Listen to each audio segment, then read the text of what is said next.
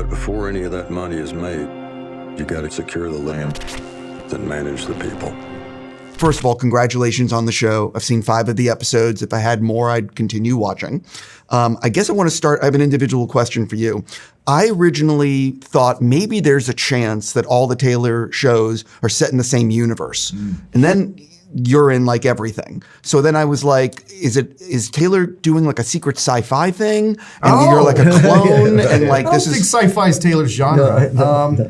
No, look, I met Taylor on Wind River. This is the first thing he hired me for. And, I said this earlier. I think it's every actor's dream to find a creator, a writer, a creator of worlds whose aesthetic you just match. And I think I just match his aesthetic. And we enjoy working together. He's very much a loyal man. And I think that ensures that the people, he hires a lot of the same people, crew and actors, recycles a lot of us. And I think that loyalty ensures that you're going to work your hardest, the hardest you can for him on any project. So there's no sci-fi edge. That would be really interesting. I like where your mind is, but I think it's just he's a fan, I'm a fan, and we like working together. Oh, totally. I'm obviously joking around, but it'd be amazing if like a decade from now he comes out, by the way, it's been a sci-fi thing. And anyway. Wizard of Oz, pulling the levers. So the first season's 10 episodes. For each of you, which is your favorite episode and why? Spoiler free. Spoiler free. For me, is the dinner scene in episode 5? I think so. Oh my gosh.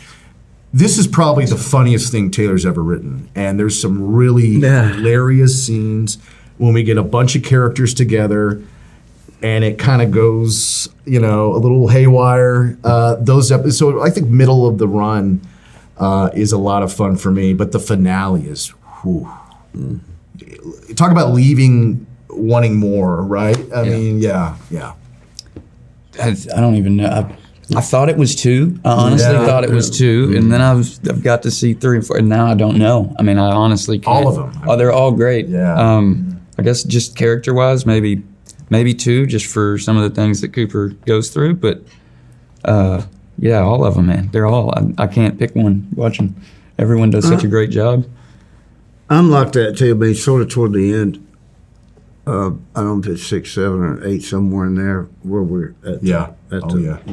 That whole thing sequence. That thing. That whole sequence was so.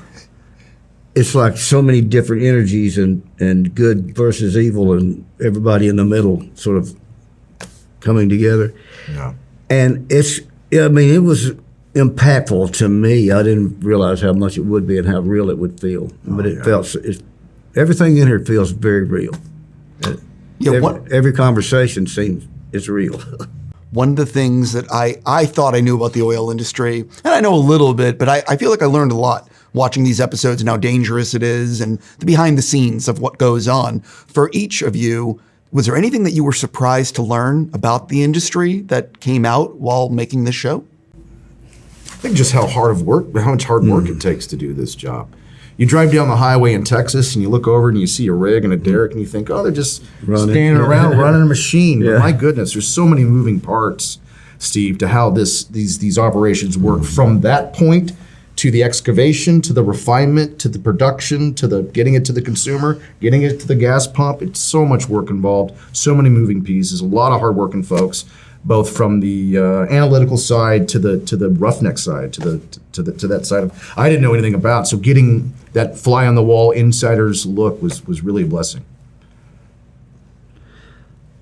I learned something about the characters every day because when I see it, when I'm watching it in real time, and I knew a lot about the oil business. I thought I did, but I really knew very little.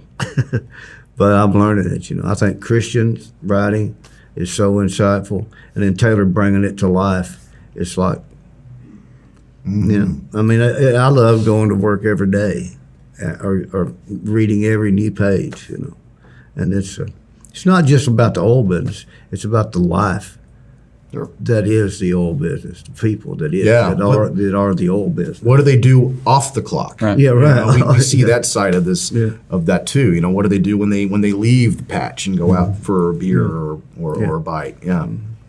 I think the first thing, probably the scale of it, the scale of how big it actually was. Always had somewhat of an understanding, but going into it and seeing that it actually does run everything, that was a bit of, and the danger that these guys, men and women both, are putting in to do this job.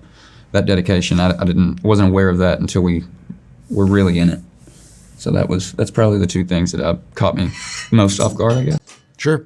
I'm curious. So there's a bunch of people that share a house on the show, and you're one of them.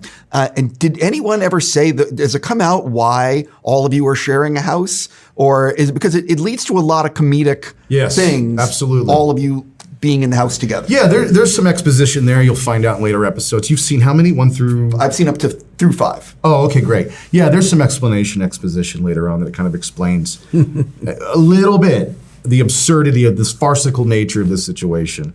But it's also because, Billy and I, Tommy and I, Dale and Tommy and Nathan, played by the great Colin Fior, we're tied together because we are dearest of friends. We're co-workers, and the life of what these folks do professionally and then privately, they're really interconnected, and we explore that as well. So there's some explanation in there later on, yeah. So I am so curious, when you sign on to something like this, how much is Christian and Taylor telling you an arc of where this might all go? And how much are you sort of like, oh, Taylor's doing this? Yeah, I'm in. Like, I trust Taylor. Well, he just calls me and says, hey, buddy, I need you here. Yeah. And I just say when and when. I'm not kidding you. I don't even ask what the character is or what the story is. He just calls me up and says, James, I got a part for you. I need you in Texas on February 1st. I say, yes, sir, blocking it off right now. You got it. Because, again, it goes back to that loyalty issue. I know he's going to take care of me. I know the story's going to be original, authentic. It's going to be unlike anything else being produced out there today. Just like this show is unlike anything you're going to see out there on any streamer, in any cinema, on any stage, on any platform. I agree with that. I have not seen anything like this on anything you just mentioned. Good. For the two of you, because I got to wrap, but just real quick, did he tell you anything? Or are you sort of like, I think the scripts pretty much did the talking. I'm sure there were some conversations, but there never was really a sit down like, oh, this is the character. Like the writing was on the page and it came through so well that there wasn't a whole lot of conversation that needed to be had. I met Taylor about 30 seconds after I walked on the set. He said, I understand you can drive. I said, well, they say so. He said, there's a truck. I love it. And I got in it, and I love him. He's amazing. Yeah, he's a real deal, Yeah. 100%. He's a cowboy. On that note, I got to go. For the three of you, congratulations. Thank you, Steve. Appreciate it.